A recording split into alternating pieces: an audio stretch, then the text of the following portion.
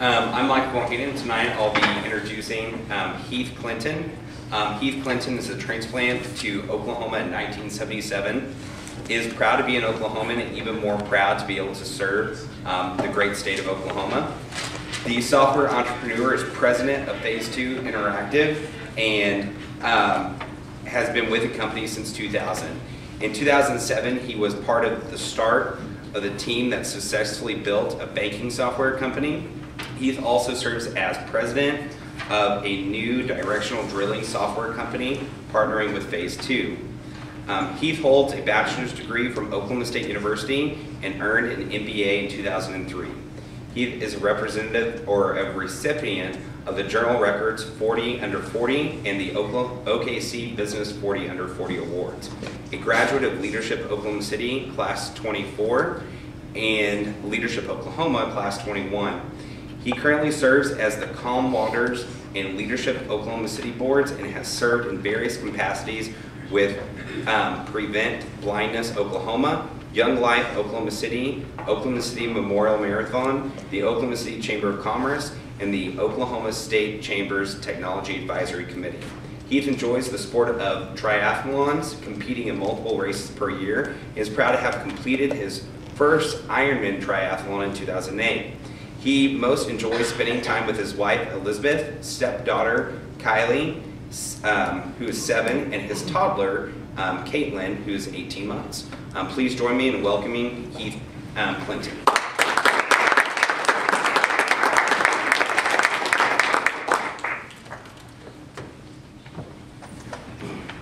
I'll be introducing Mr. Russ Tubner. Mr. Russ Tubner graduated from Oklahoma State University, and he remains both a faithful OSU alum as well as a proud Stillwater resident.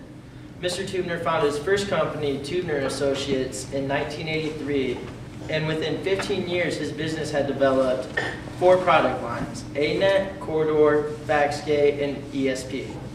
And they served customers in 35 countries. And because of their hard work and determination, Tubner & Associates was recognized on Inc. magazine's list of 500 fastest growing privately held companies in America for 3 consecutive years. That same year, Tubner & Associates merged with French-based Esker SA to form Esker Inc. Tubner served as an executive of Esker from 1997 to 2000. In 2000, Tubner and one of his long-time associates founded HostBridge, which provides e-business integration software for large-scale companies in the U.S. and Europe. Mr. Tubner has received many awards and has been recognized for his hard work and commitment to his community. Oklahoma State University named Russ as the recipient of their Distinguished Alumni Award in 1998. Russ was also inducted into the OSU College of Business Hall of Fame, which is the highest honor the college can bestow upon one of its graduates. Mr. Tubner currently serves as a board member for Southwest Bancorp, as well as the OSU Center of Innovation and Economic Development. Please join me in welcoming Mr. Tubner.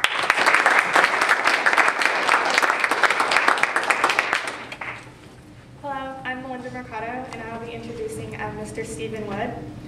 Stephen M. Wood graduated from Oklahoma State University with a degree in accounting and a minor in business administration. He was very studious while in college, earning a spot on the President's and Dean's Honor Roll, as well as being a member of the President's Academic Council.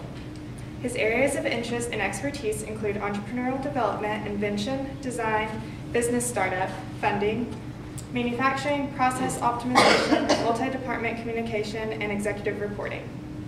He is a certified public accountant in the state of Oklahoma and also a member of the American Institute of Certified Public Accountants. In addition, he is a member of the Society of Petroleum Engineers and the American Institute of CPAs. He is also part of Rotary International and has had various committee chairmanships in the Rotary Club in Tulsa. Mr. Wood has served as a critical member to many businesses, also, including he was the president and responsible for initiating the startup of Exco Composites Company to commercialize patented and award-winning composite product designs. Exico develops and markets progressive cavity devices for commercial purposes. Its products include conventional progressive cavity pumps, composite progressive cavity pumps, conventional power sections, and composite power sections, Execo Composites Company was founded in 1982 and is based in Tulsa, Oklahoma. He also served as the president of Execo Inc., where he managed all areas of independent oil and gas operations. He was the vice president of finance at Nichols Petroleum and also served as the manager of operations analysis and director of special projects to the Williams Companies. He was a staff auditor to Arthur Anderson & Co., and he is currently CEO of Cowboy Technologies and Vice President of Business and Technology Development here at OSU. In addition, Mr. Wood has accumulated many other achievements throughout his career. He is the inventor and holder of numerous U.S. and international patents, including using composite and materials technology. He initiated his company as an Oklahoma Small Business Incubator Company at the Meridian Technology Center in Stillwater, Oklahoma. He was selected by the Oklahoma Center for the Advancement of Science and Technology as an ORS recipient. His concepts have been recognized by the Society of Petroleum Engineers as noteworthy in new energy applications. He was selected by the SPE to be one of the 5 new technology presenters at its annual World Conference held in Venezuela, and he has negotiated multi-million-dollar technology licenses under his patents. He designed and established a virtual manufacturing environment which created a real-time information base for manufacturing operations. He created manufacturing cells with related process control on real-time Wi-Fi systems throughout the plant, negotiated numerous vendor supply agreements at the executive level. He was involved in merger and acquisition processes and buyout negotiations with national and international companies. Prior to a composites entity, formulated a workout plan for a banking investment group, which refocused their energy-based assets and initiated a new capital investment program, which resulted in a turnaround from $1.8 million loss to a $10 million asset improvement.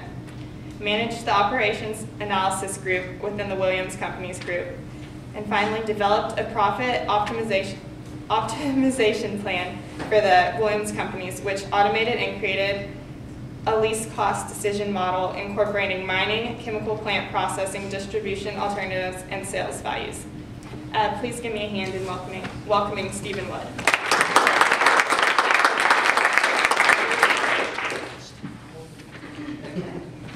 That's my presentation. Can we take a break after that? Yeah. I just asked him, how old is he? Okay, so perhaps what we could do is ask you to just take a couple of minutes and give us a little bit of your story. We've gotten a bunch from Steve, so why don't you start with you? She's actually done a lot of the work. Did you pay her for that, Steve? Did you? This was all a surprise to me. You did a great job researching. Can I hire her next time? So he wanted to start a little bit. Tell us a little bit about yourself. What's a couple minutes? Just 2 or 3 minutes. Okay, so about my company? Well, your entrepreneurial journey. Okay. That's right. You haven't been with us before. So I have you're on not, the so hot I'm seat. trying to get to that. You're done. Thank you very much. So, thank you. So I'm president of Phase 2 Interactive, and that is a web and application development firm. So we build big websites and software applications. And I was hired as an employee in 2000 from my now partner, my business partner, as vice president of sales and marketing. About 3 years later, he decided that he wanted to go do something else. And I kind of took over the company there. So you got a sales and marketing guy running the technology firm. My background is in technology, but I'm by no means a programmer. That was 2003. We had a banner 2004 and 2005 year. Things were going really well. From 2000, when I started with the organization, till now, we've had multiple opportunities to start new ventures, all technology, software-related ventures and businesses. My partner and I have politely declined many of these opportunities where people would say, hey, you want an equity piece into our business if you build the software, so on and so forth. And there just wasn't those opportunities that kept us up at night. In the last 3 years, we've had numerous opportunities that kept us up at night. So I will get more into that later. Okay. So we're involved in several different startups right now.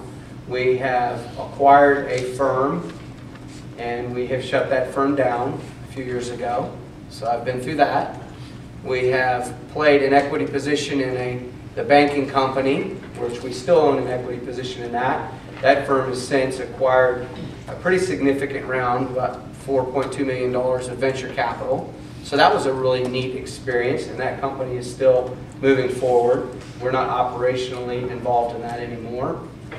And then with a partner, with a customer of ours, where we retain intellectual property and copyrights of the software, we built a very sophisticated piece of directional drilling software in the oil and gas industry.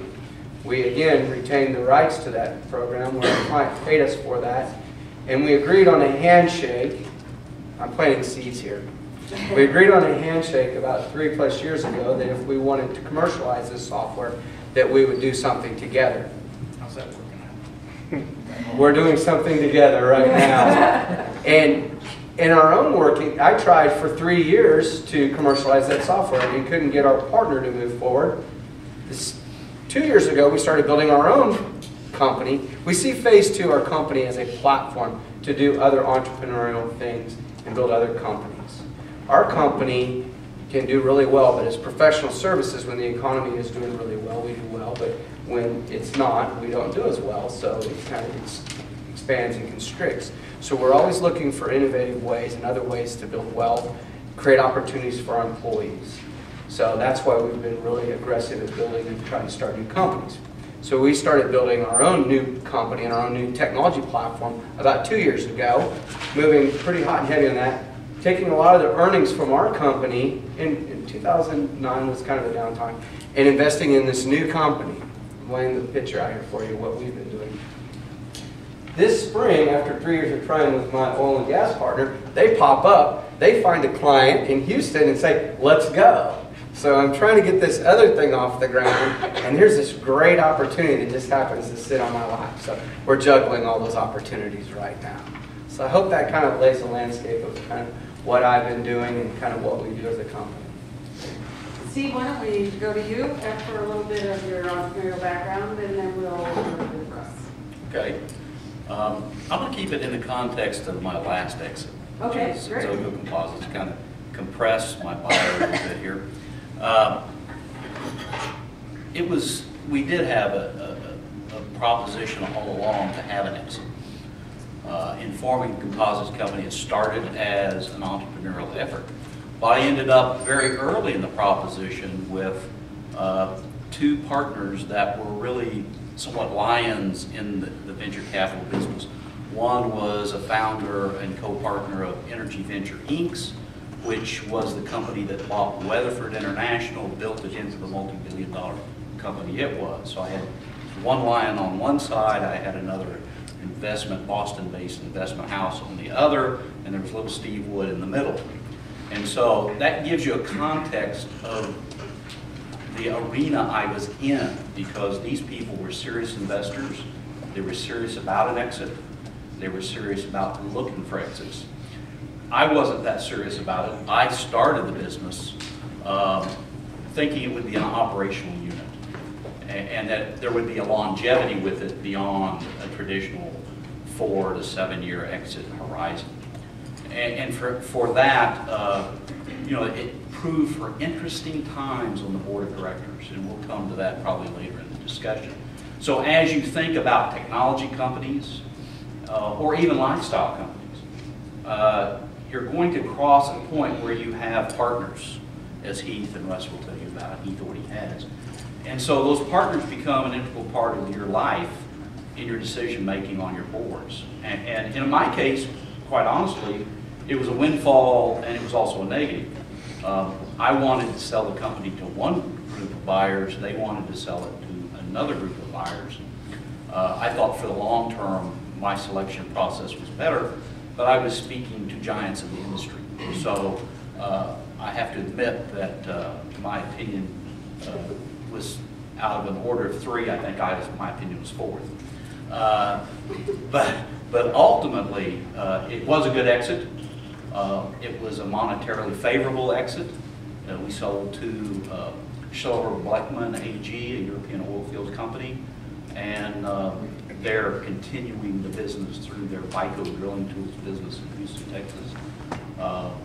That led me to where I am now with the university as, and through the entrepreneurship department. I was prior faculty here.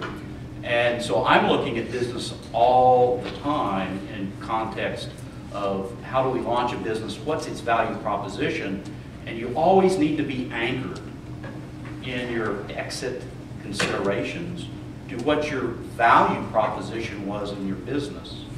If you get detached from that, you're going to sub-optimize your opportunities. Remember your value equation and how you have to extract value and stay on that target. If you get offline, you will sub-optimize, you'll get less than you want, and you have to remind yourself of that because there's so many competing things, complications, especially in a serious high-scale exit where there are serious players that are showing up with hordes of lawyers, hordes of analysts, and you go through all those iterations with them, it's very easy to get derailed. So remember your value proposition, extract value to that value proposition, stay based as you look at your exit.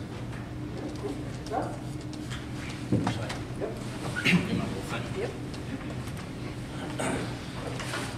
So if you were here a few weeks ago, you know that the way I kind of do this little introduction thing is with some very, I think it was Paul Sorrentino described them as disturbing images.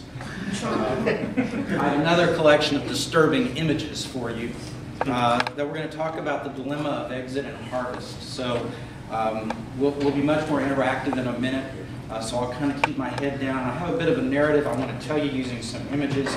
And just so you know that part of the reason I do this is because those of us who are kind of trapped in the software industry, we tend to, although no one knows it, we tend to be rather sensorily, what do you say? We live in the world of sensory deprivation, right? And so all we do is sit at screens all day looking at code. In my case, I look at very arcane languages, such as assembly language for large-scale mainframes and stuff like that. And so dabbling in art and imagery is my way of trying to lift myself out of that world. So if you will, just bear with me for a few minutes. We're going to tick through some images real fast. I'm going to tell you my story by means of pictures. First of all, I really like the way that Dr. Morris and Pat described this topic in terms of exit versus harvest. This whole concept of exiting ventures is kind of a, I don't know, it's one of those great concepts, and there's a lot of entrepreneurial romanticism tied up in it all. And there's all sorts of images that, and wonderful articles that you can read on crafting and doing exits. Now, I'm not sure I've experienced any of them. The word harvest is a little more along my tune. Harvest makes a little more sense based upon my experience. As they described, I've started 5 software ventures. I've exited from 4 of them or figured out a way to monetize the value. I'm in my 5th right now. And I'll tell you a story in a few minutes about what could be an exit strategy that just kind of unfolded over the last couple of weeks. But I think it's kind of an interesting story because it actually is someone else looking for an exit out of their business wanting to use my business. Never saw that one coming. So anyway, let's kind of get started. You know, this whole exit thing kind of starts, you know, the first thing you got to learn is how to work the slides. So I'm gonna stand over here real quick. Do the right one. You know, this whatever exit or whatever venture you're gonna try to exit from all starts rather innocently with what you think is a very bright idea. We prepare our business plans and we begin pitching our deals, and we do take a lot of meetings that kind of look like this. And along the way, we encounter some unsavory life forms who really tend to view us, you, and your business as food, you know, somehow in their life. And it's inevitable. But if your idea kind of has a little traction and it's interesting or valuable, perhaps they'll invest. Now, at that moment, as you're grabbing the check, right, and running to the bank, your world moves, right? It does. Something moves right there, and your job actually changes. And here's how it changes. Your job is to grow their investment, right? That's your job. So whenever we think about that, you have to keep in mind that your job is then to see your success through theirs. Whether it's generating revenue, controlling costs, or building a team, your job is to generate a return for your investors. That's it. And the exit, that's part of the strategy you've got to put together. Now the good news is if you do your job well, it'll probably come out just fine for you. But it's yet to be seen at this stage. You know, we all build our business plans and write our business plans, particularly the exit strategy section. I love reading the exit strategy section of business plans. They're so wonderful. They're so optimistic. They're so full of life. I mean, anyone who's read these business plans, they're just great. I've written them. I've read them. But they all kind of assume we're going to hit a home run. And that's kind of our relationship to our industry and what we're going to do for our investors. The reality is that I've never been involved in a venture personally where the initial theoretical exit plan turned out to be the actual exit plan. Now, I'm sure it happens. It's possible. And I'm sure Dr. Morris has research on this. It's just not within my experience. It tends to get a little more scrappy than that. But I don't want to diminish the value of that section in your business plan that says exit strategy. Because really, you're communicating to that one thing. And that one thing you are communicating is this. It is as if you were to say, I get it. I get it. I understand my job. You are doing this deal to make money. And it's my job to make that happen, right? When I listen to a business plan, if I get that sense out of the way an entrepreneur articulates his exit strategy, it has a lot more believability. Now, I like this, as much as I like this particular and hitting a ball out of the park, actually, I think this is a little more accurate in terms of your relationship to a ball. You really do have an obligation. If you're going to play with other people's money, if that's part of your model, and it doesn't have to be, right? It doesn't have to be. I've done it both with and without, and it's far more comfortable without. But there are just certain business plans that you can't do and can't scale unless you have it with. Sometimes your exit is forced upon you, and I'll talk about that one maybe when we talk in a minute. But it's not always of your choosing. But however it happens, remember this picture where you were kind of making those presentations as if to raise money? We're going to do a hell of a lot more during this phase, right? It's just you're going to be making more pitches, more presentations, and you're also going to be swimming with some of the same creatures you encountered earlier in the cycle. Now you have certain things going for you at this point. One, you should have a little more buoyancy because you have some business results, and also you have some people who have invested money with you, right? And that's good. Now you have people who are fighting for your success, and that I can't tell you how much that helps. But during this phase of trying to negotiate and craft an exit strategy, I'd like to give you a feeling for how it feels. You're going to feel somehow like this, like that, like that, and really like this. And this is the figure I want you to remember, because when you're crafting a live exit play while running a company, so much can go right and so much can go wrong, right?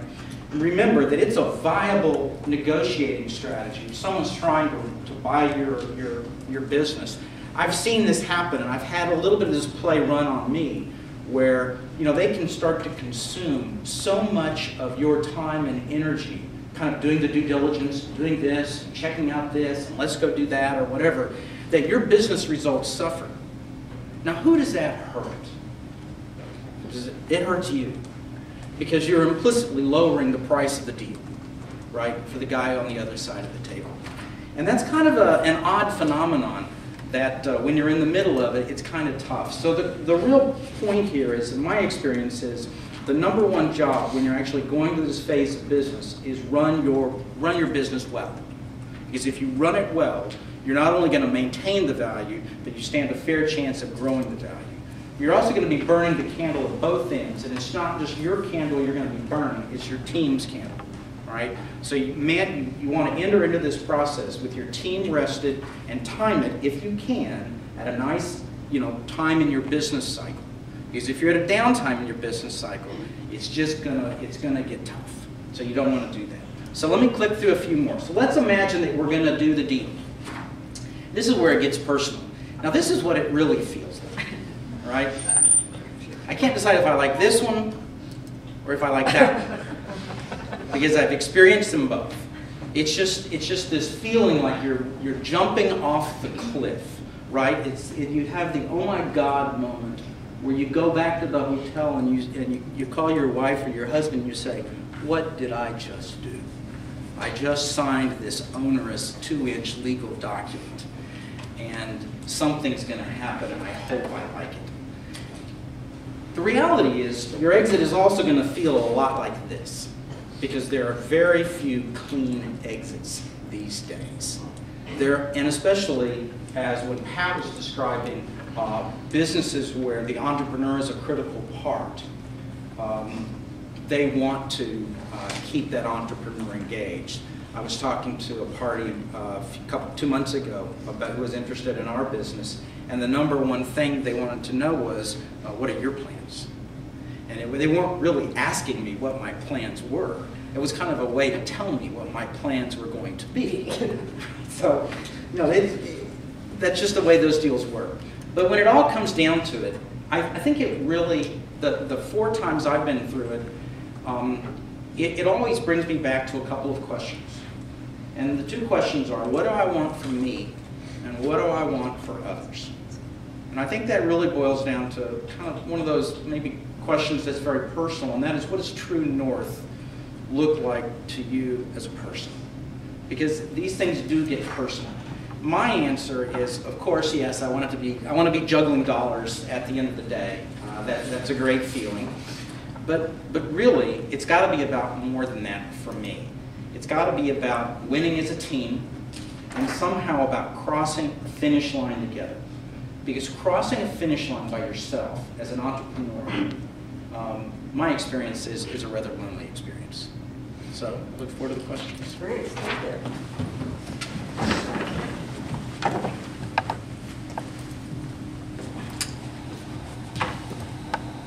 So, Can I say one thing on Yes, one point that absolutely. Russ touched on that I think needs mentioning?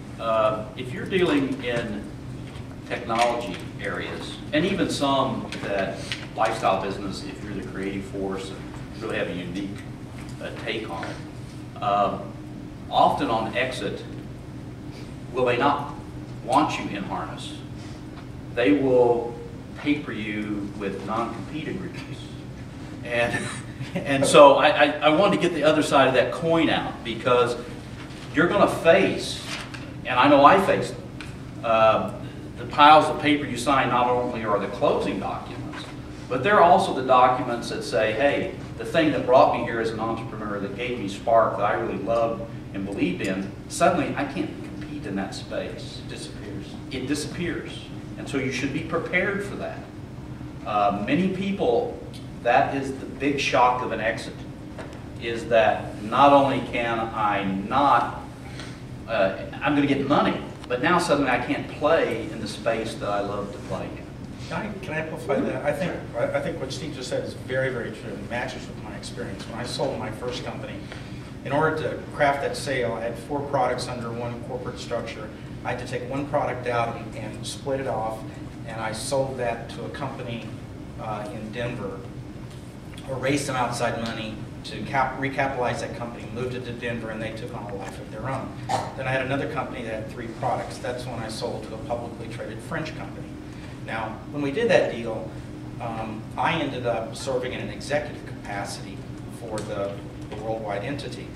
And what I realized was that while I could do those things, it wasn't what I loved.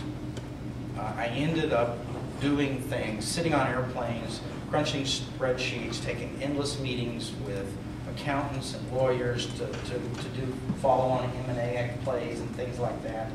And after about 2 years of that, I was taking a shower one morning and realized I didn't like what I was doing anymore. And that's when I began crafting my real exit strategy, which was to get back to the business of creating things that I cared about. I could. Same holds true in our case with our banking company for our executive team with the venture capital round. Personal guarantees, employee agreements. They wanted to make sure that they had some significant skin in the game and they were going to see this venture all the way through. So it goes in other directions other than just purchases as well. Beware of something called reps and warranties. Okay? If you are in an exit, you can get trapped in the morass of reps and warranties.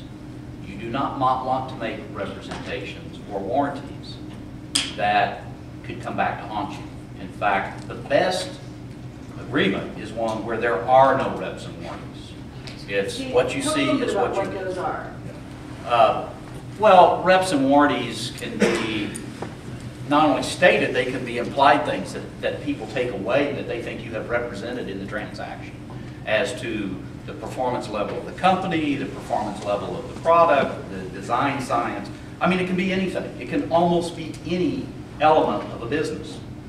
And that's why on exits you should be really tuned in to making sure you're getting a non-rep and warranty type activity. So you don't want to warrant anything, and those warranties, like reps, can cover the waterfront. Typically, in an unsophisticated world, you'll try to get, there'll be people come in wanting to buy your company who will want you to enter reps and warranties. That's less of a case when you're dealing with really high-level people because they understand you're not going to sign them. But be aware of that because you can be buying into something that you cannot even forecast, that you cannot see. Those representations can come around the corner and you thought you were riding, you know, a slow-moving object and suddenly you're run over by a freight train. So I'd probably not address that as accurately as you'd want, but in the scope of terrifying art, I wanted to give you some terrifying art. Were you going to say something, Russ, on that? Oh, managing reps and warranties are as Steve said, are very important because the more you warrant, the more you represent, then if something goes wrong, it's not only a legal issue, but in a practical way, it becomes a post-deal opportunity to renegotiate the purchase price. And that's where the mischief can really come in, is that you think you've agreed on one price with this set of reps and warranties, and now somehow those representations are deemed to be not so true, and then it becomes a way to renegotiate the whole deal. And that's just an area you don't want to get into. Now, on the other hand, you usually have to represent and warrant certain things. Right. You have to. I was talking to an entrepreneur a few months ago, and he wants to sell his business, and I'm interested. So I said, okay, great. I'm interested in your business. I like your market. Send me your financials. And so he sent me his financials with all this statement that he wouldn't even represent or warrant that the statement he gave me was accurate. And I said, no, wait a second. You got to at least represent to me or warrant to me that the data you're sending me is accurate. And he wouldn't do it. What would you do? I was like, click. So you have to be prepared to represent and warrant certain things. But anything related to the future about business prospects or whatever, that's where I don't go. So did you have plans? Did you have an exit strategy? Each of you have an exit strategy in your business. I know you're on the other side a little bit, which is interesting because you can talk to us from, okay, you're in the acquiring group. But did you have a strategy, Steve, when you started your company? Well, I think, in all honesty, there's a point where you need to start thinking about exit. And there's a point where even modeling an exit is probably fantasy. If you're in early stages, I took it from an idea to proof of concept, to alpha testing, beta, for full commercialization. after you're past proof of concept, then you can start really thinking about exits and modeling those and how an exit might follow product lines, revenue drivers, and start really. I was fortunate. I was in the energy industry, which has all sorts of statistical information. So I didn't have to go far to know exactly how many drilling foot that my product would be participating in if I get X market share worldwide, by state, by county. I could get very granular with all that. So we did, in fact, model that. I mean, I had, by drill bit size, by depth, by rate of penetration, by all these statistics that the drilling industry follows, models that modeled all of that, and if we had this mix of market share, what that future value would be. And then we did look at exits on industry multiples, which, by the way, when I was doing it, was much, much higher than industry multiples are now. Right. So we started looking at that very early, but that's because I'm a financial guy. I mean, I was always attuned to the numbers. I always wanted that because I could guide the business by the numbers. And so you should start thinking early, but bear in mind, it's a living document. That exit strategy is something that has to be updated just like budgets do. And you need to have a rolling forward look as your business ebbs and flows through its life cycle. I had product channels that I thought were worth lots of money that were in my exit strategy that I would sell off to one segment of the industry, the pumping side, not the drilling side. They're totally different things. They don't even talk to each other. That ended up not being a big component. And so, you know, it's the ebb and flow of the business you have to look at and research and stay on top of. But it is the type of thing, modeling an exit strategy, that really tells you how you're doing in a sense of the global picture of your business. And that's another nuance that I think you should follow. If you're really wanting to know, well, how am I doing globally compared to everybody else? I know I'm turning the profit, I'm doing this, that, and the other. If you really update your exit strategy and you look at that future value, you can kind of get some idea, am I keeping pace with peers, with industry, that sort of thing. Great. Russ, do you have anything on that? Oh, crafting exit strategies for me was kind of an acquired taste because my first software company, I bootstrapped that. I never took a dime of outside money in building my first one until we got to the point to where I needed to spin off, raise capital for one division in order to spin it off and set it up as a separate company. And then I did for that. So I've kind of been, the first 20 years of my career, it just wasn't a thought that I gave, I spent a lot of time thinking about. But the last 10, it's been a lot more on my mind. And I think it's a function of age. It's also a function of experience. You begin to use it as a sanity check for whether or not it's really a good idea to do something. As a young entrepreneur with all sorts of bright software ideas, right, what I thought were bright ideas running around in my head, you know, and the money to go chase them, you know, you don't worry about that. And you do kind of waste some resources along the way on some ideas that probably shouldn't. And had I gone through the analysis of, is there anyone else who thinks this is valuable, and use an exit strategy as at least a proxy for that, I might have been well served. Well, Heath, do you have an exit strategy? I have some comments Sure, around that. please. And one, when you're bootstrapping a company, getting somebody to actually write checks for your software is a great way of getting there, you know, instead of funding it through other ventures or out of your pocket. But so a formal exit strategy on our phase 2 are what I call our lifestyle company, which is our platform company, our professional service company. My partner and I have agreements, like more of contingency plans between each other, and that would be the long-term strategy, is that I would buy more shares of the company from him, and he would go do other things or whatever he may want to do. So in a sense, there's that. But again, that's more of a lifestyle company. These other companies, we don't have a formal exit strategy. But what we are very intentional about, because they're technology companies, is architecting the software with the intention of selling or distributing the software to other markets or whoever may want to acquire that. So we've built platforms so that they're very modular in terms of how they're architected, so that we can put different flavors or go to different verticals, so on and so forth. So from a technical standpoint, absolutely. And we haven't really gotten down the road with a proof of concept where it's so proven that we're ready to go yet to build an exit strategy. With our online banking platform, that management team was very intentional about the development of the software and an exit strategy, but we had to put some other layers of investment in there before we even got close to that. And they're far from a true full-blown exit because they're still incubating the company and building it. So what was it like when your partner exited and went off and did something else and you became the president? I mean, that was... Well, he still was a majority shareholder. Mm-hmm. So, and to this day, he is still involved in the business, but he doesn't run the business. I've run the business since then. So we had kind of been working towards that same common goal. So it was not a cultural shock to our team. When he came back after about a year, got introduced into the company operationally.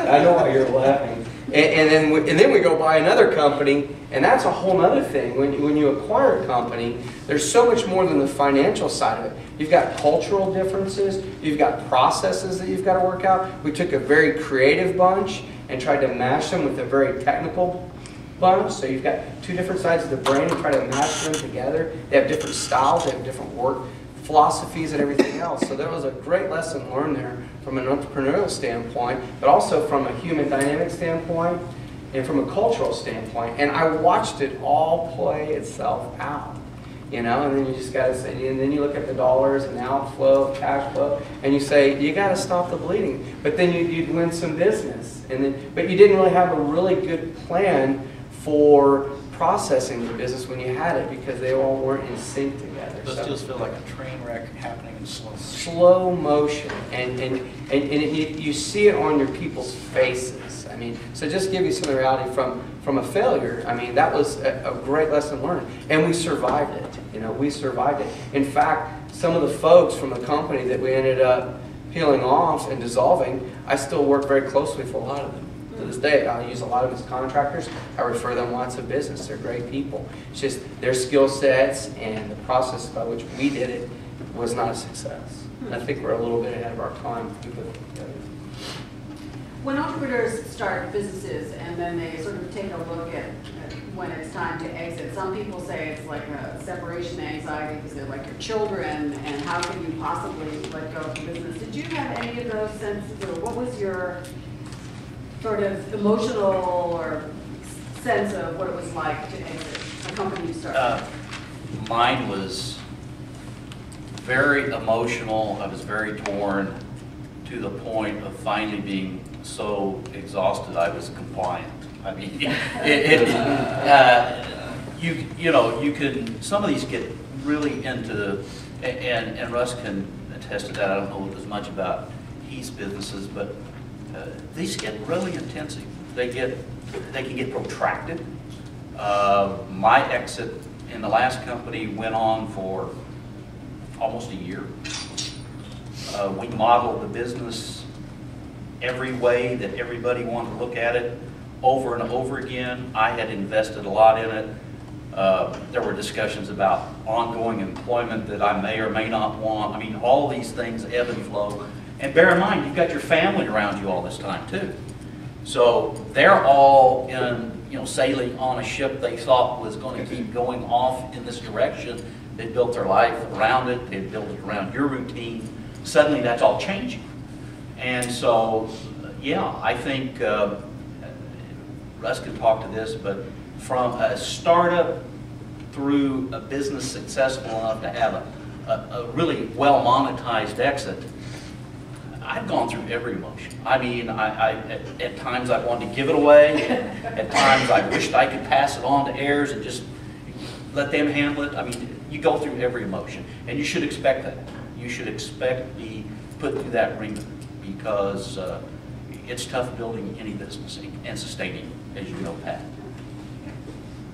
Yeah, I think it surprised me the range of kind of the emotional journey that you go down. I look back over the last 30 years, I'm not sure there are too many emotions I haven't felt with respect to the circumstances that I've encountered with business, whether it's outright fear, panic, anxiety, you name it. I mean, you know, that's just part of the deal.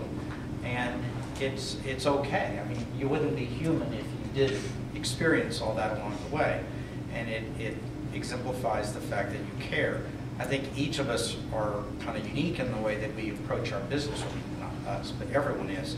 I look at it, I've never created a software product that I didn't really think was my best idea ever, right?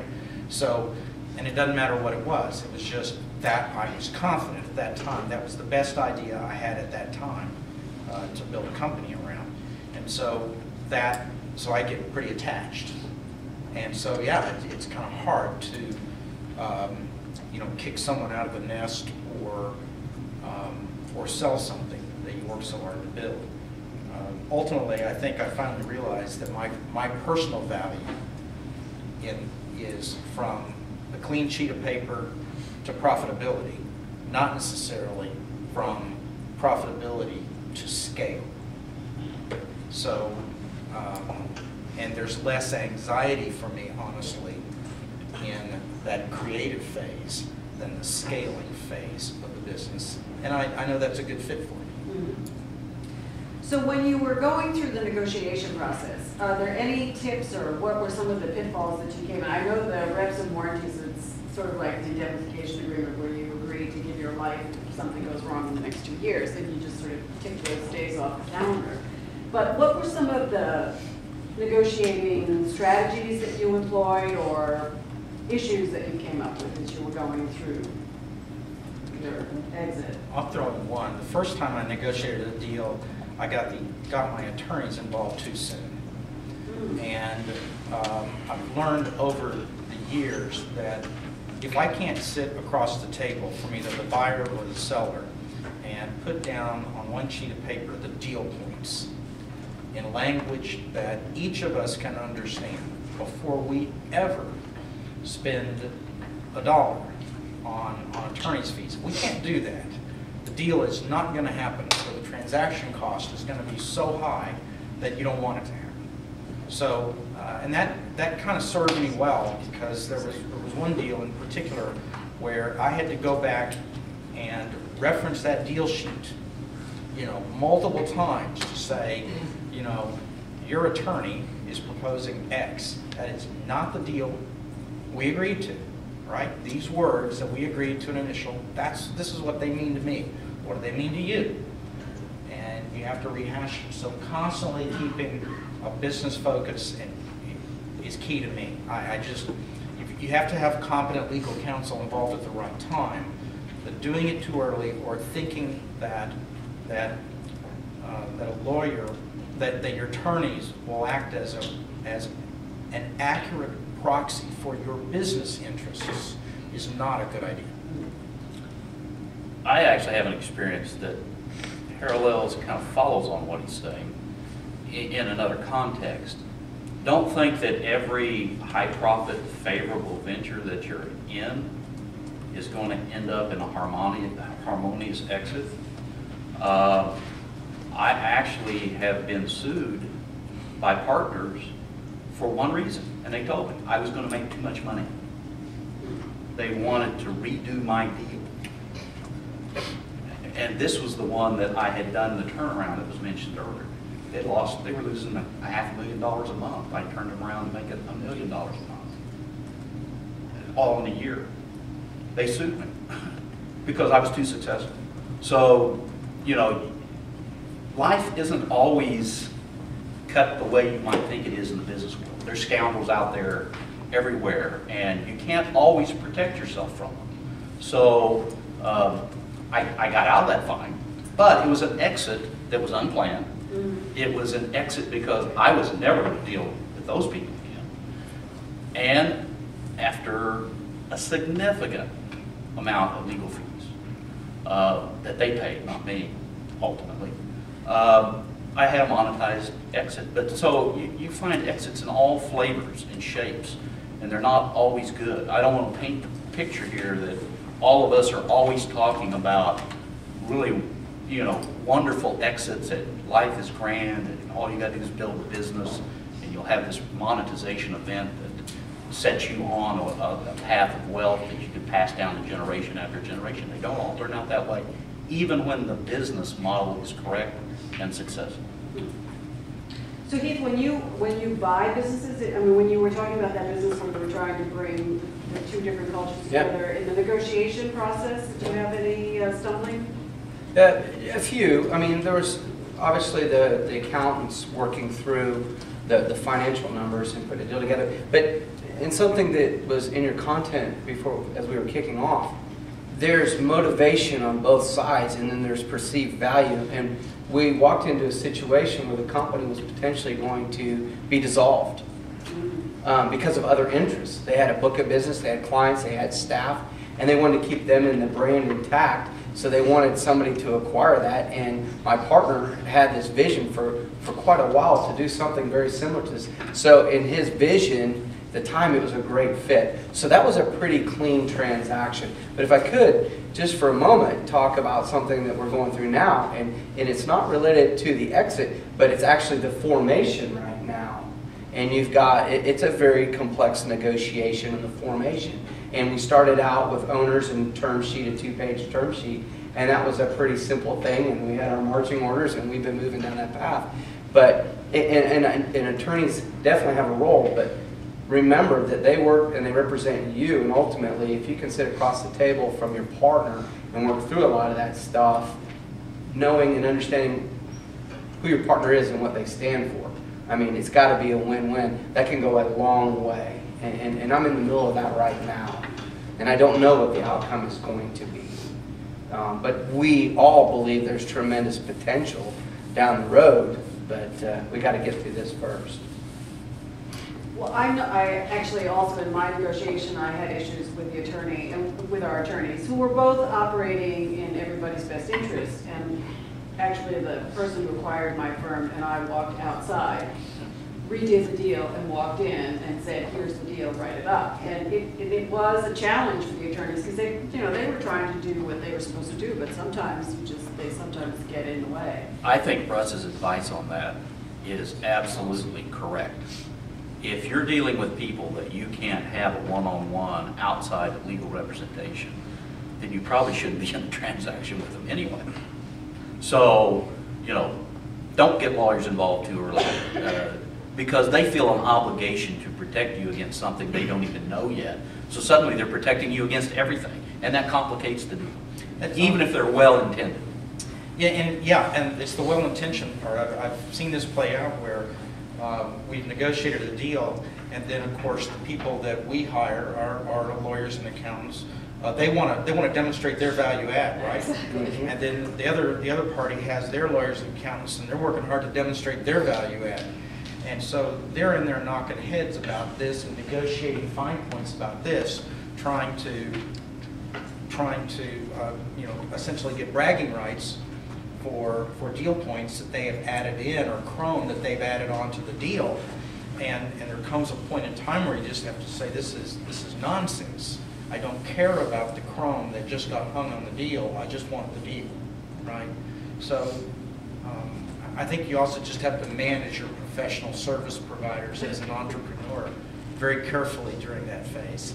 And this is a very intense process. I mean, there's a tremendous amount of emotion, and then you got the financial side as well. So you mix all this together, and then you got people are calling your baby ugly, right? They're taking shots at, and some people, you like to think that everybody wants a win-win on all deals all the time, but some people are just better negotiators and have different motives. So you've got to, I go with my gut. I've been pretty successful. Just how do I feel just in my gut? That is usually a pretty good sign about who I'm interacting with. I have, I think, a pretty good knack of seeing where it's going to go before it starts to go there, and then I start to make a decision on what resources to bring in at what time. Also think you have to be mindful of cultural differences. We approach transactional activity differently by culture and training. And so I was dealing in an international arena, And often, I was just a couple degrees off top dead center with them because they were coming at it legitimately from a different cultural frame of reference. So you have to mitigate that into your understanding of what this process is to come to closure. You've got to have information that you share and understand and are somewhat of an open book. This is your last opportunity to extract the value. You were good at recognizing a need and an opportunity to meet that need and building a plan to capture that value. This is your last shot. So don't hold back. This is the time to get everything out, make sure there's an understanding of all the parties of what you think the economic worth is. If you're holding secrets at this point in time, anything you hold as a secret, you'll get zero value for. So it's time to really, be an open book, respect cultural differences, and try to understand how they might be coming at the transaction from a different frame of reference, because this is really your last shot to get value. And what were some of the valuation techniques that you used when you were going through the processes, either buying or selling? What do you mean? Yeah, whoever would like. Well, I mean, we looked at it from all the way from prayer to very sophisticated financial models. Cash flow multiples, all sorts of discounted present values, all sorts of theorized market growth differentials, customer mix analysis. I mean, everything that you can look at in a transaction. They get very complicated. And you can build cases till you're just blue in the face. And so what you have to do is really set on a center course that you believe in and that you can defend. And then that's what I'm, in my previous comment, that's what I was really addressing. You've got to build that case that you can sell to extract value on what you believe really will happen. And that model sometimes should be aggressive, but it's got to be one you can defend. Russ, how did you? Oh, now the oil industry is interesting, I think, because there's so much data. It's kind of like banking. I mean, there are just very specific, concrete multiples and analytics. There's not too much variability. In the software industry, who knows what it's worth, right?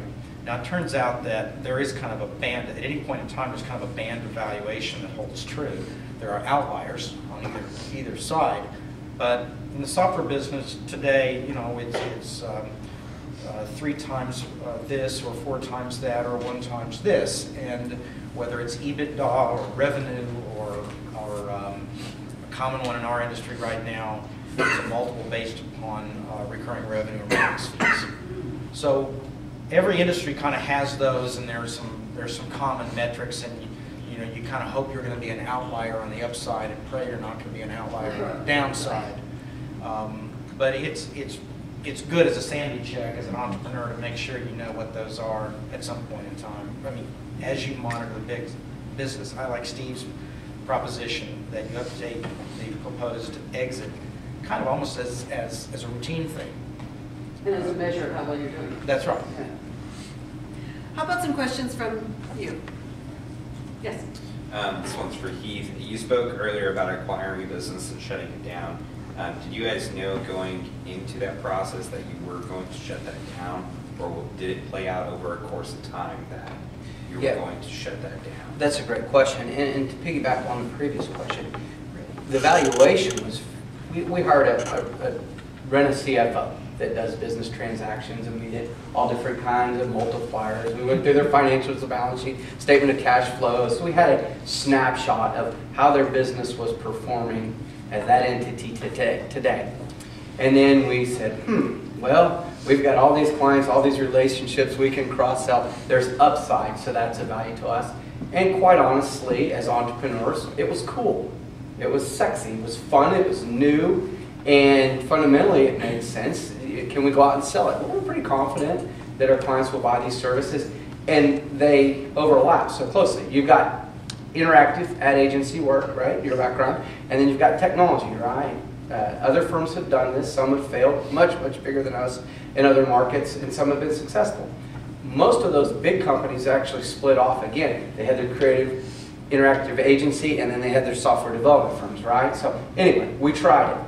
I don't believe that our failure was because of the skill sets or the deal. I believe we just were inexperienced in meshing the cultures and the processes.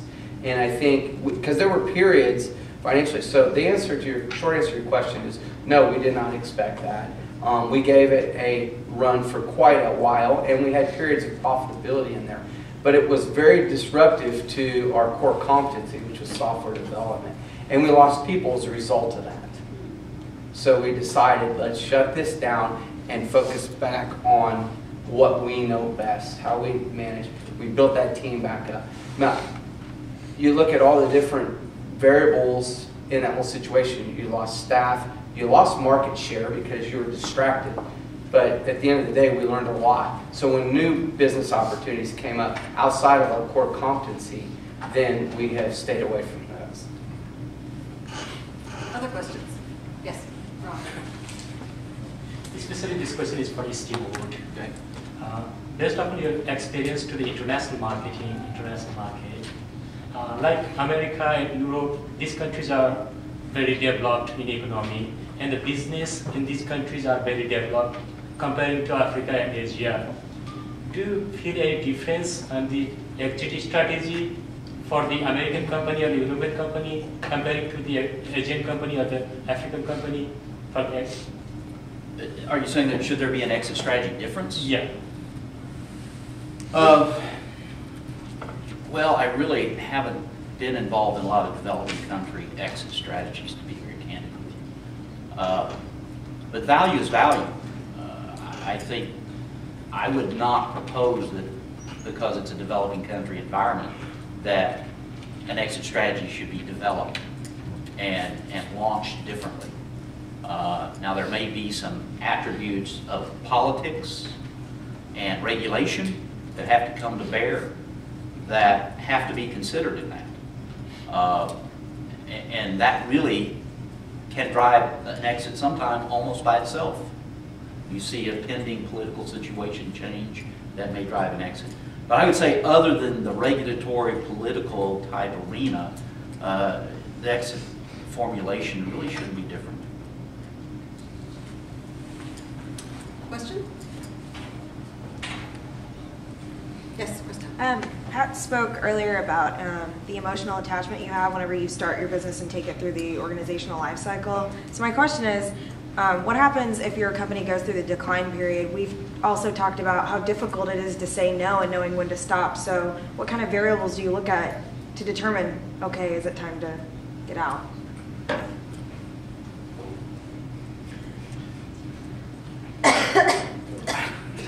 That's tough. I mean, only because you ask a question that has both an analytical answer and an emotional answer, right? So analytically, there are all sorts of data you could look at, or I could look at with respect to my software business. I can look at year-to-year revenue growth. I can look at year-to-year maintenance stream growth. I can look at cost of. I can look at lots of things to give me a metric on whether or not a market is declining or not.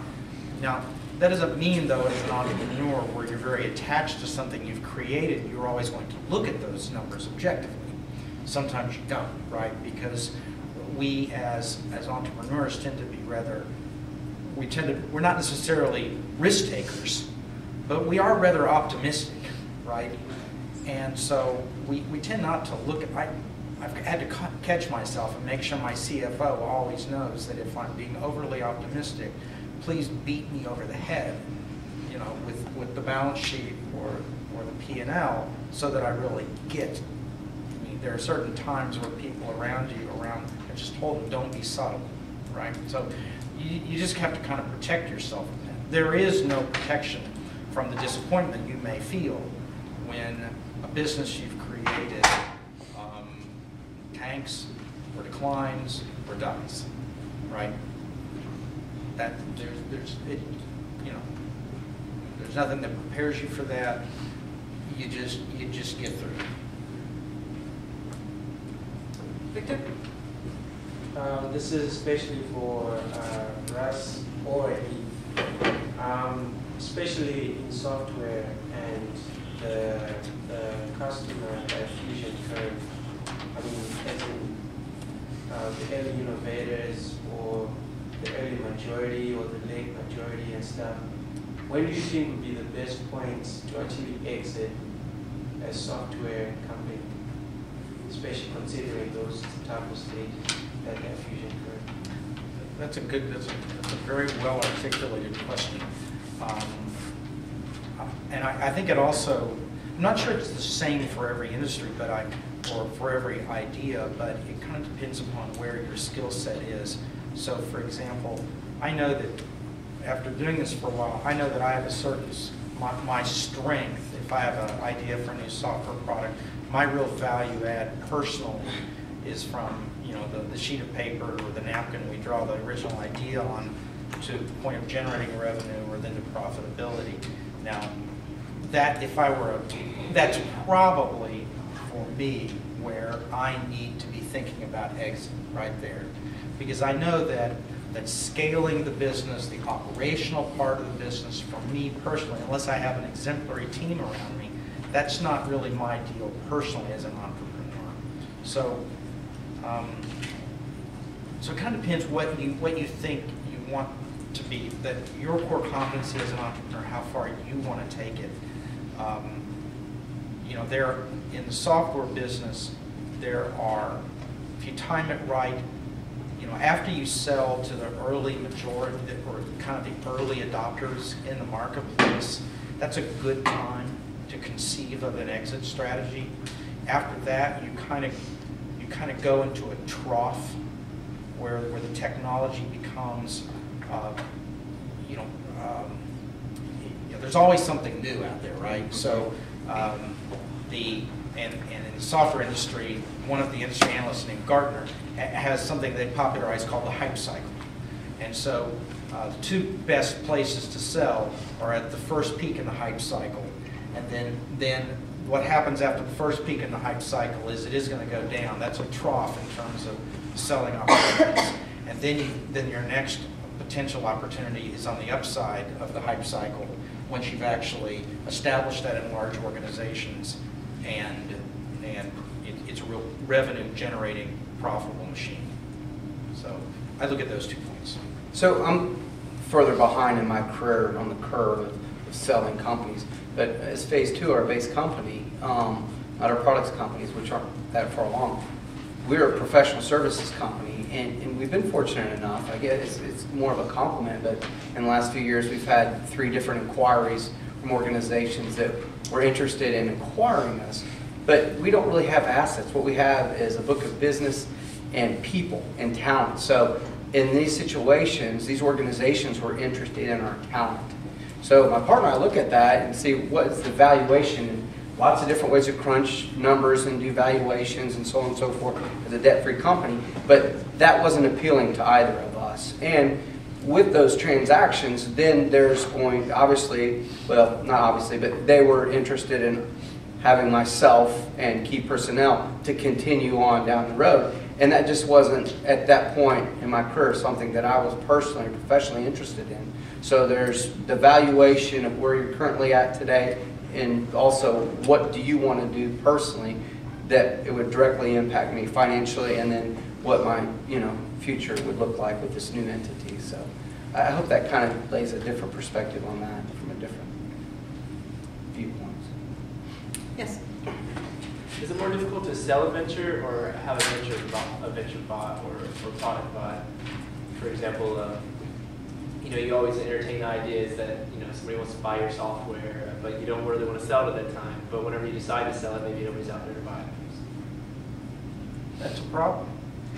Timing is everything. Yeah, timing is, there's a lot to be said for timing. I'm not sure one is harder than the other, but as a general rule, getting someone else's money in your pocket is harder than putting your money in someone else's pocket. That usually works pretty well. So, it's, but I think the answer to your question is, my experience is it just varies. I think you can look at strategic customers as strategic partners, treat them as such, where you can start nurturing and developing the population that might be an acquirer of your company, with an eye on that early, where you might even make them a true strategic partner in some fashion with your company. But we always try to look for people who would be candidates to buy the company at the appropriate exit point, get them up to speed with an understanding of the technology, and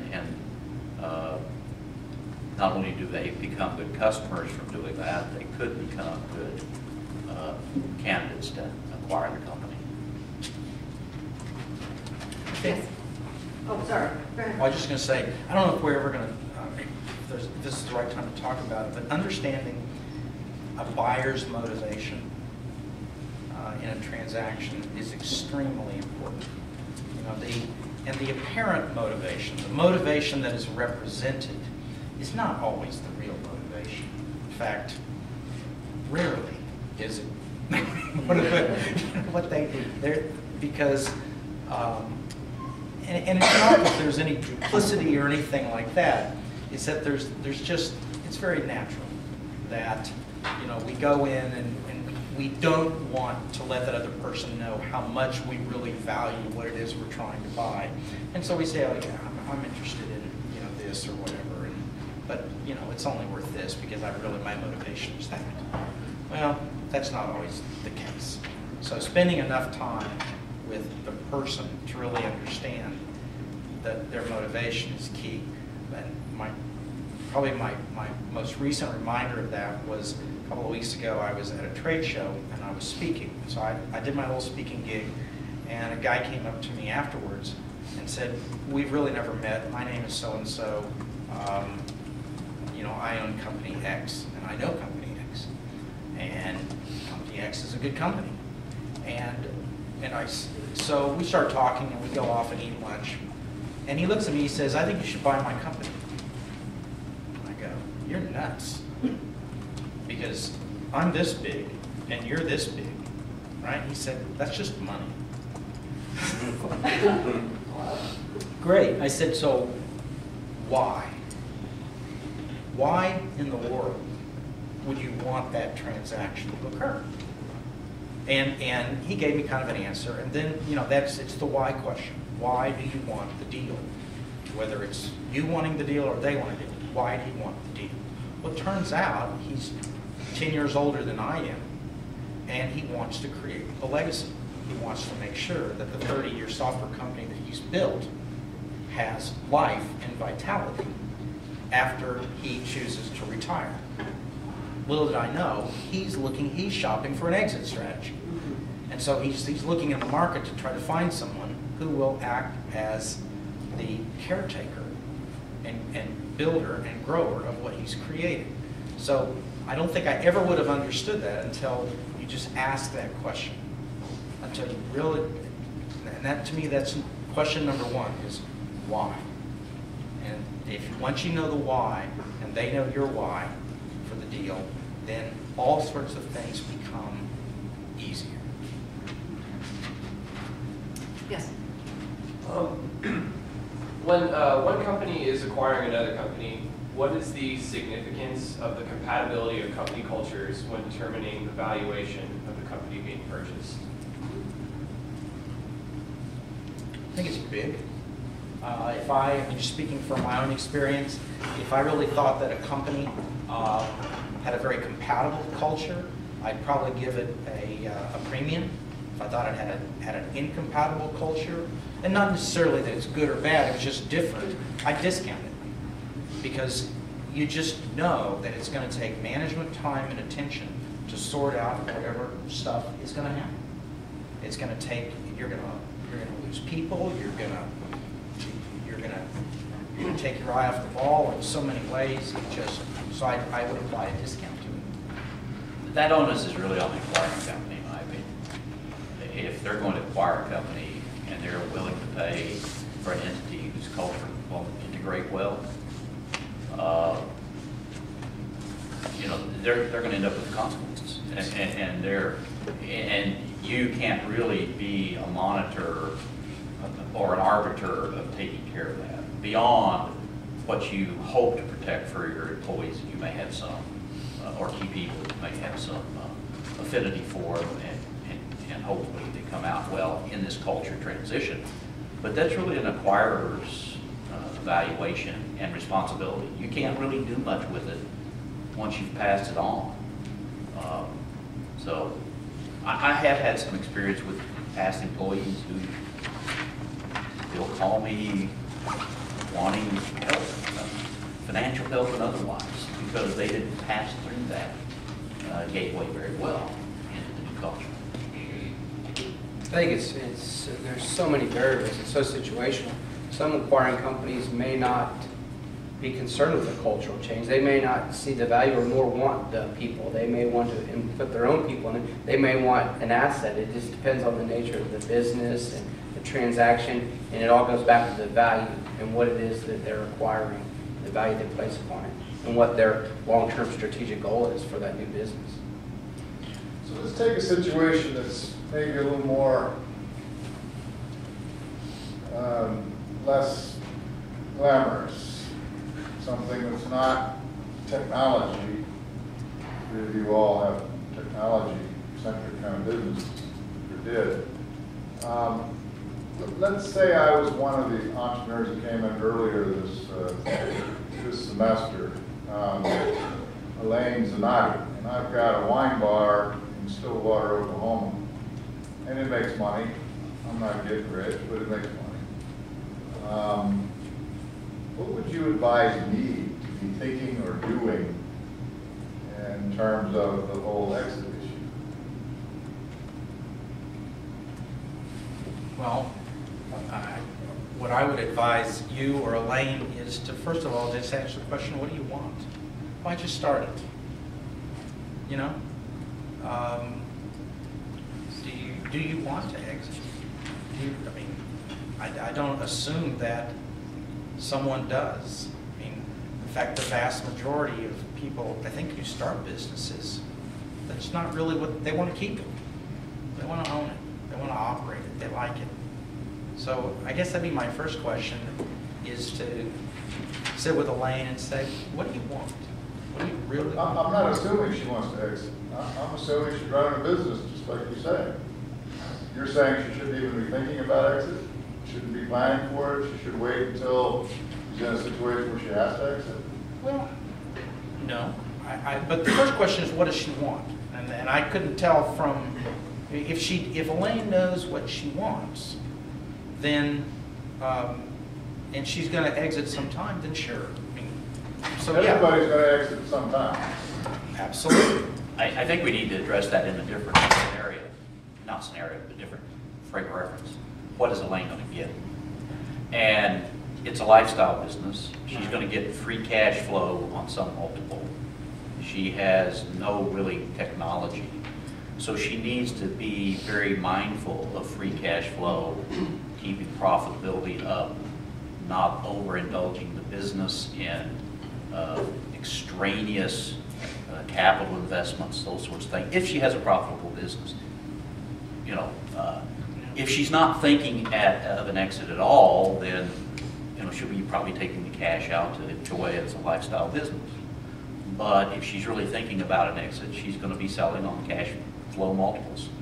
She really doesn't have another basis to sell on, and so she needs to be propping that up. Yeah. And can she really differentiate the brand? Whereas the business, is she so intertwined? I mean, knowing Elaine, I mean, the energy, the quality, the brand identity of that particular small business is really wrapped up in Elaine. I mean, she kind of brings her sense of quality and to that, and so to the extent that she as an entrepreneur can begin to operate that, so the acquirer could see that as a real viable business, apart from Elaine and the passion and the energy she brings to it. Well, this goes to identity and branding. She needs to make a conscious effort to transition her personal identity and energy onto the business in some way, so the business gets to be branded with her. so it's not a name association, but the business starts taking on the character and looking to a third party as having those properties, that they aren't all strictly invested in line. And that's hard to do. That's very hard to do.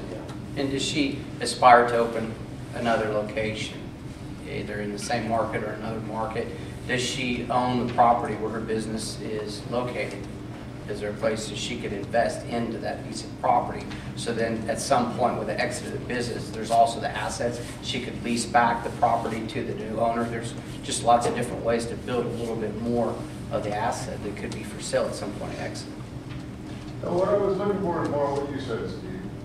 Because implied in what you're saying is there are decisions she should be making, investments she should or shouldn't be engaged in, ways in which she should or shouldn't be managing cash flow and extracting revenue from the business that are tied to some mental picture of an exit somewhere down the road. Other questions? Yes. If you're running a startup and you get approached by a bigger company to sell your company to, what's the first steps that you need to take when you're an inexperienced entrepreneur?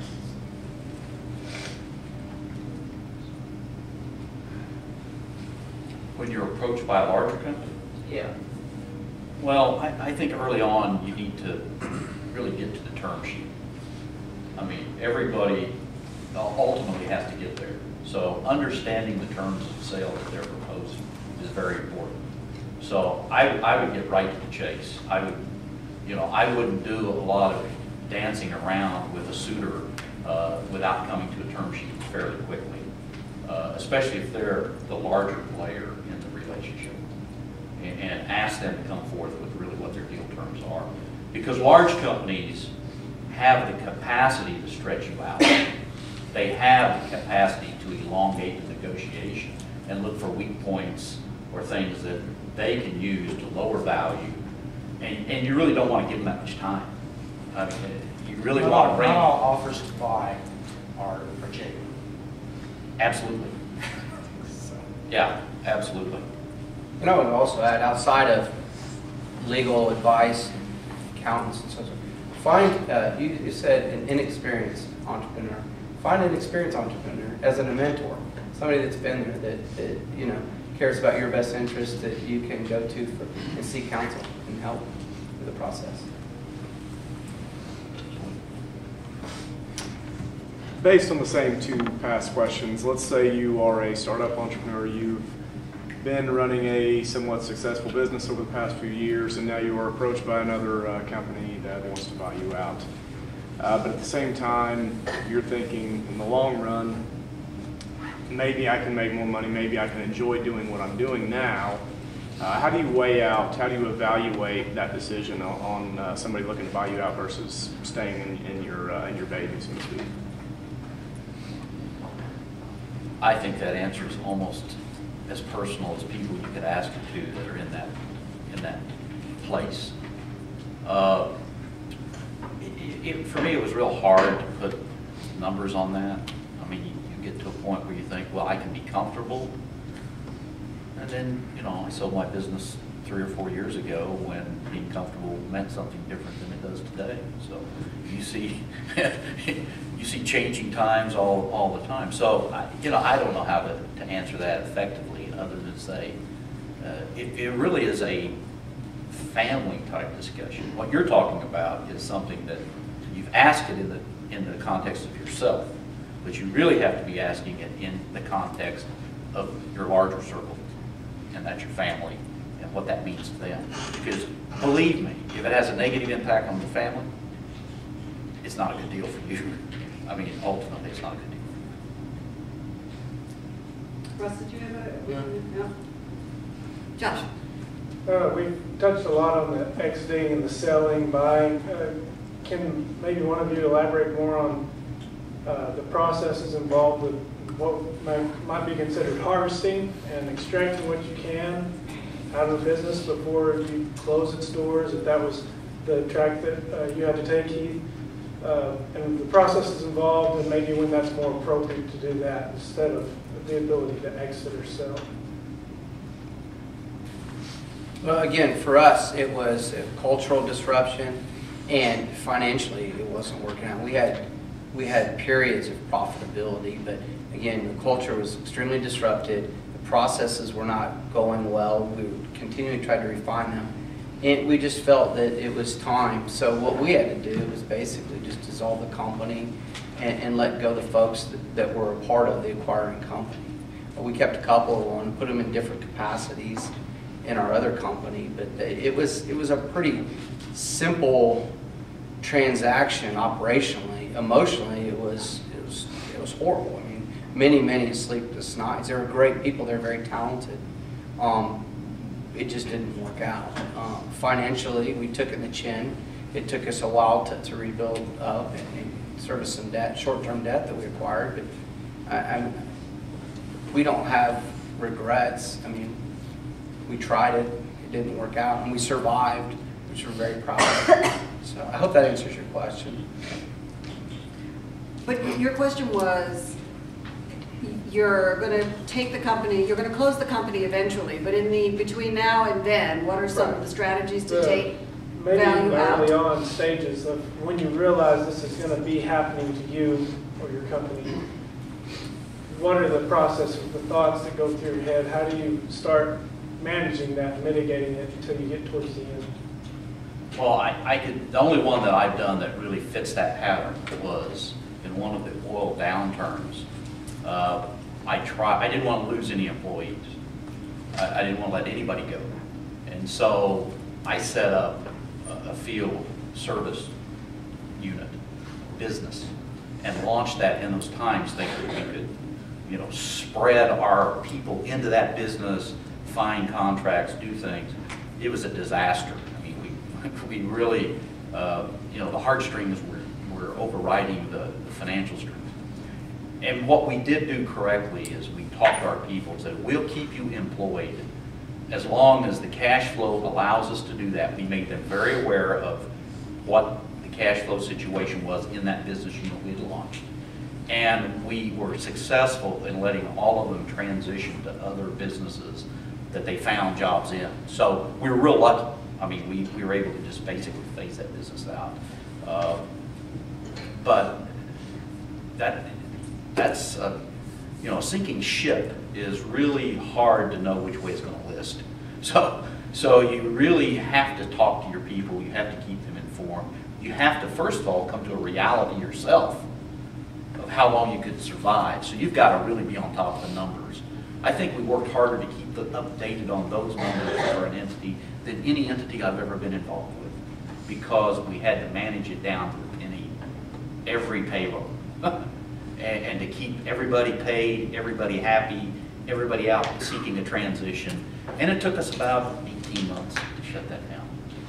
But are there ever any circumstances where the company is doing well and you now want to try to harvest as opposed to exit? You want to take out as much from the company that you can without killing it, knowing that at some point, maybe in 5 years, you're going to close it down because you don't have any heirs, you don't think it's going to really be valuable to someone else. What would be some of those strategies that you could use to extract as much value from the company before you decide to close it down as opposed to it's dying?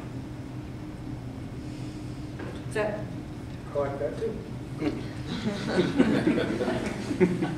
Well, you have to be cognizant of, first of all, let's say you're not going to spend capital, okay? So you're not going to buy capital assets.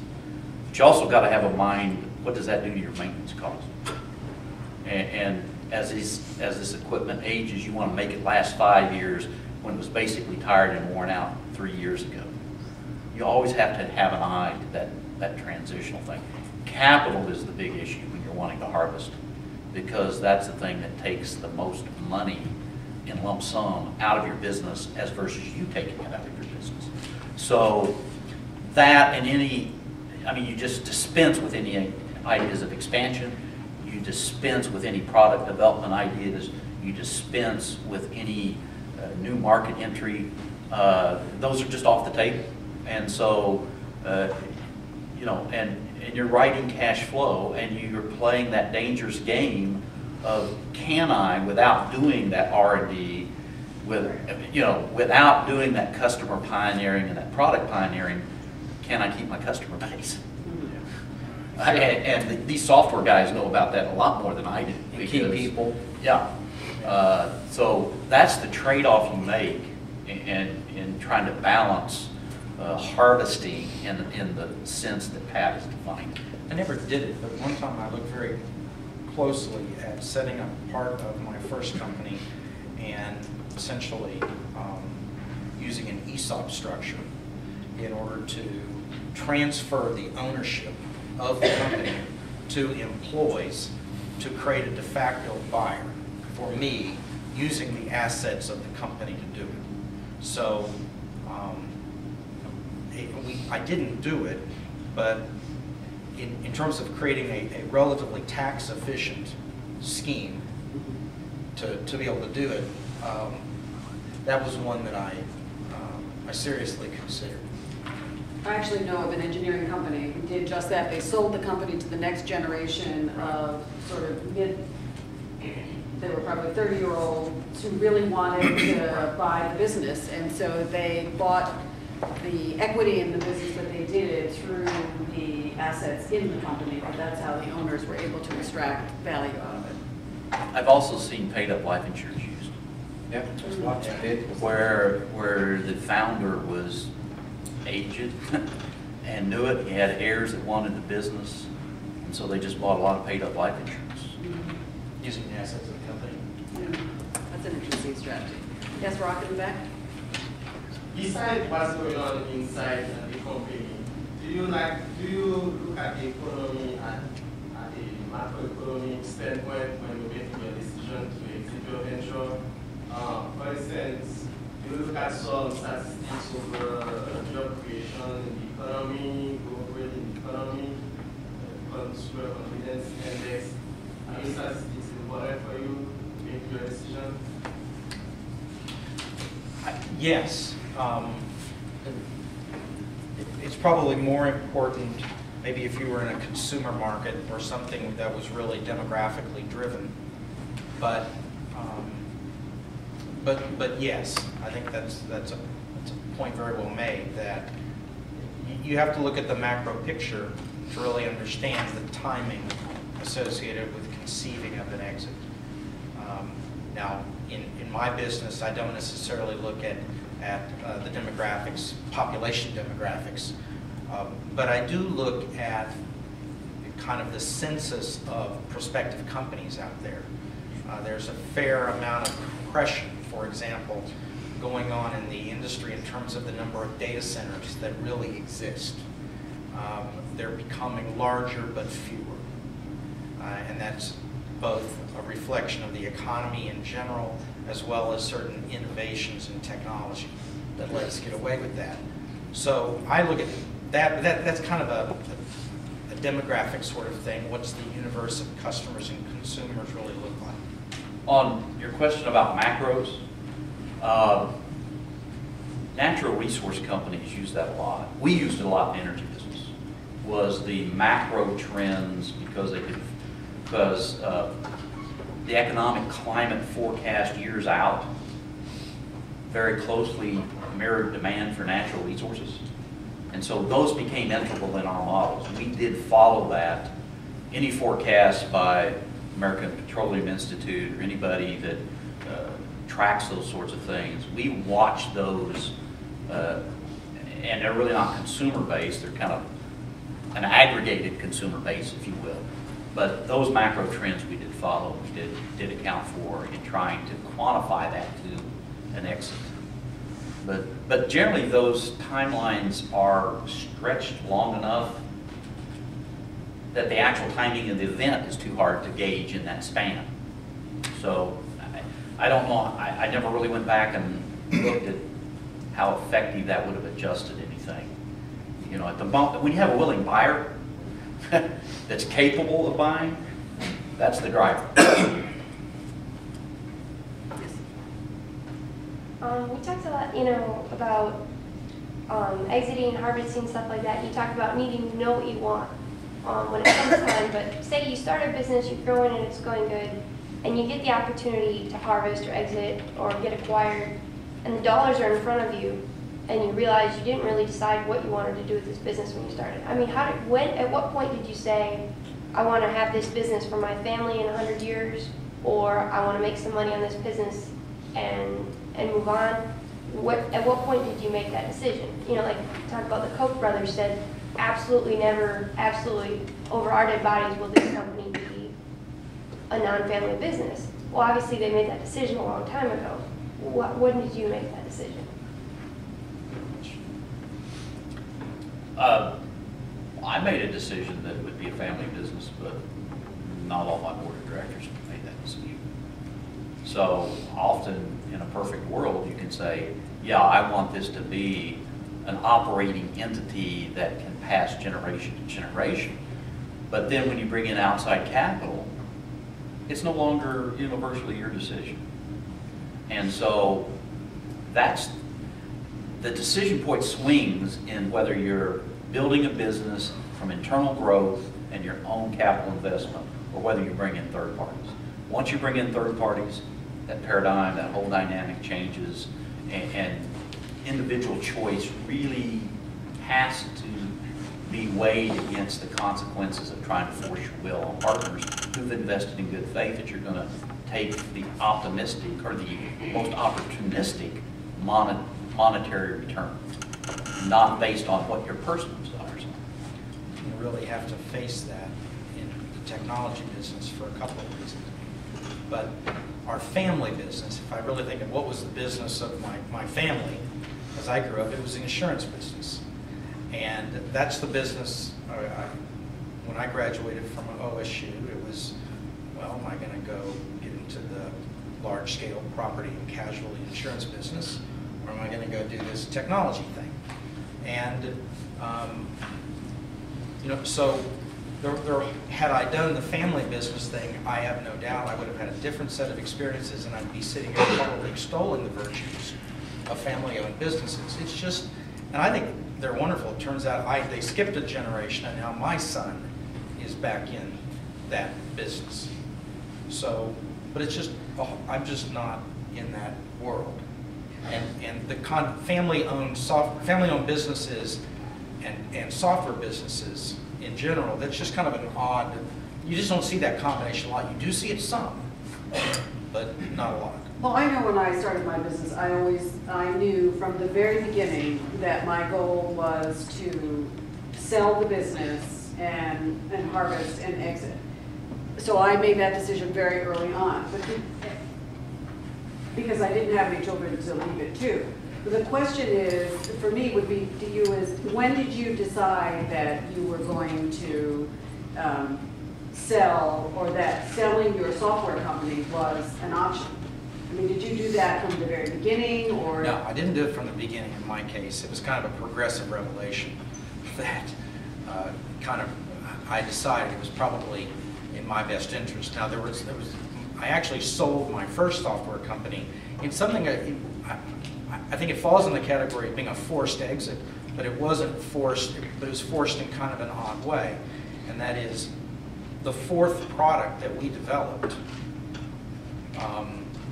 was a particular, it was concept was being able to use a web browser circa 1995, Internet Explorer or whatever existed back then, to be able to access existing traditional enterprise applications running on large-scale mainframes. And so we prototyped that and developed the software.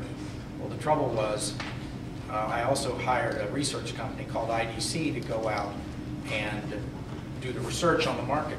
And I paid them enough money to do the research, just not enough to own the results proprietarily. And so they did this research that came back that said this market is going to be $1 billion market, right? And then so I got access to that information first.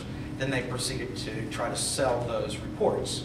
Now, anytime there is a $1 billion market at play, there's a giant sucking sound of new market entrants.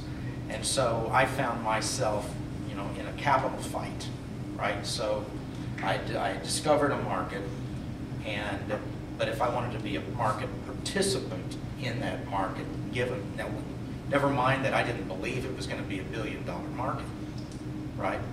But they wanted to sell research reports. It sells a lot of research reports when you say something's going to be a market of that size. And so, anyway, so that was really probably the moment where I first said, it was kind of the oh crap moment, that I need to go out and raise capital. I need to craft an exit. I need to see myself, this company, what I've built, in a food chain that is larger than me. Yeah. Let me ask you a different kind of question, opinion question. We know that our country is getting older, and an inordinate number of baby boom generation folks are going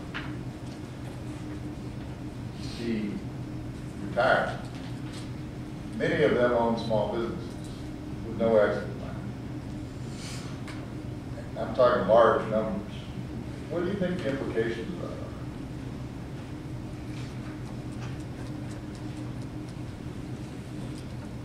that are? You go first, sorry. so you can clean up after me, I hope. It's not a quiz. I'd be hanging out in business schools and entrepreneurial schools. I'd be looking desperately for the next generation. A lot of those businesses just can't transition. So in a lot of cases, we're going to lose a significant economic contribution.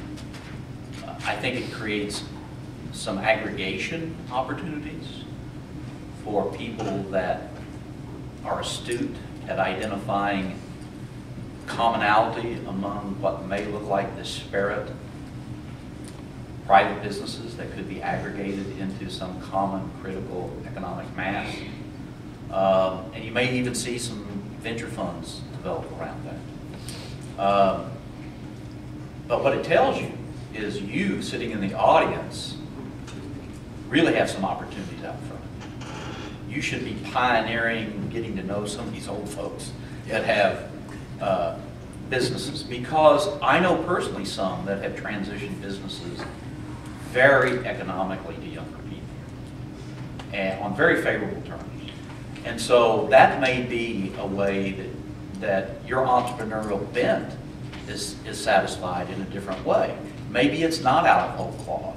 Maybe it's not a whiteboard concept. Maybe it's entrepreneurial effort toward finding the types of things we just mentioned. Now clean that up, please. No, I mean, I think it's, Mike, I really hadn't thought about it. But there's got to be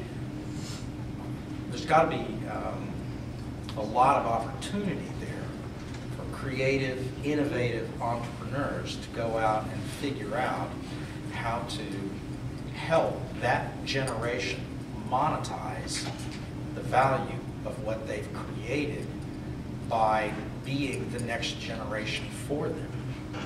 See, it's kind of like the guy who approached me 2 weeks ago and said, I want you to buy my business. It's like, you gotta be nuts. He's kind of like that. I mean, he's a decade older than I am. And maybe, who knows, maybe in 10 years I'm gonna be finding someone and say the same thing to him. So it sounds like a fruitful opportunity.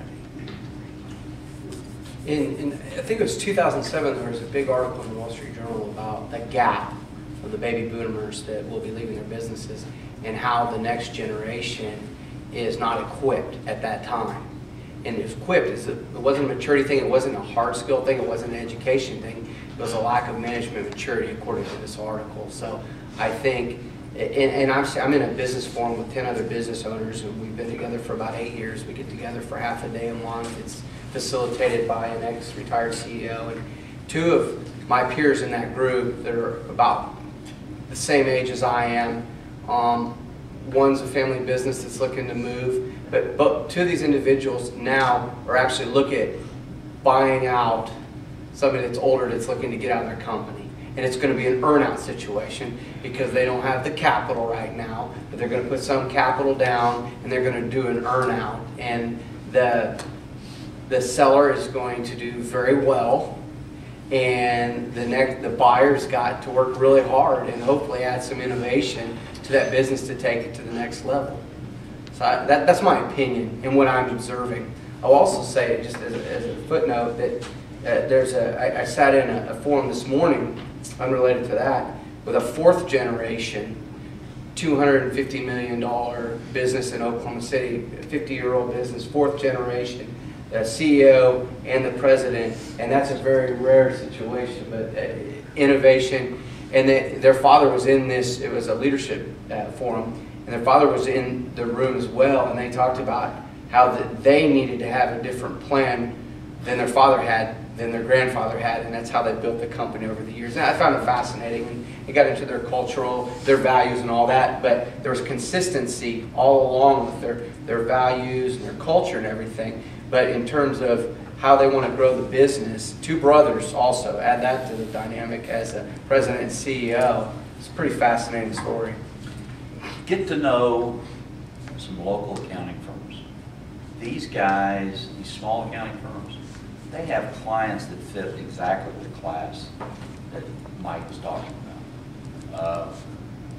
I deal with them all the time. I never really thought of mining them as harvest opportunities or venture opportunities, but they exist. They know the people that have the net worth. They know the financial status of the company.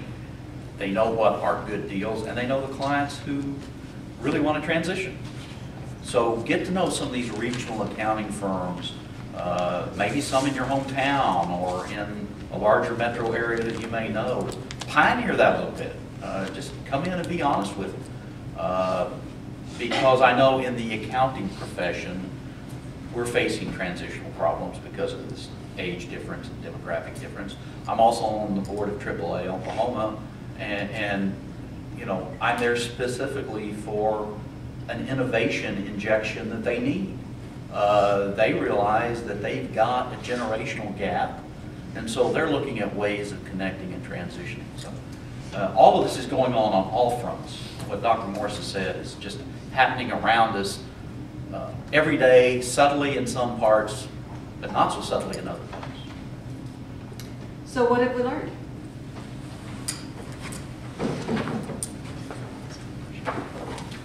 I'm going to start with Heath. Follow your gut feelings, but be smart about it. Focus on your core competencies. Taking chances in entrepreneurship is fun and exciting, and if it doesn't work out, learn from your experience and keep playing the game. Be careful not to let attorneys get in the way of a big deal. Find an experienced entrepreneur to give you advice if you are inexperienced. Okay, go to Steve. Remember your value proposition and stick with it. Be prepared for a non-compete agreement if you're planning on working on the same industry. Beware of reps and warranties. Be mindful of cultural differences, especially when you're negotiating. Beware of there will inevitably be issues with any merger. Be prepared for them. And treat strategic customers as strategic partners. Then Russ. Your job is to grow the investor's investment and generate a return for them. Exit and harvesting rarely goes as planned. Make your exit when the business is stable. It makes the process a lot easier. You must ask yourself, what do I want for me and what do I want for others when you go to sell your business? When exiting a business, a clean exit is rare now. Be prepared to stay with the company afterwards.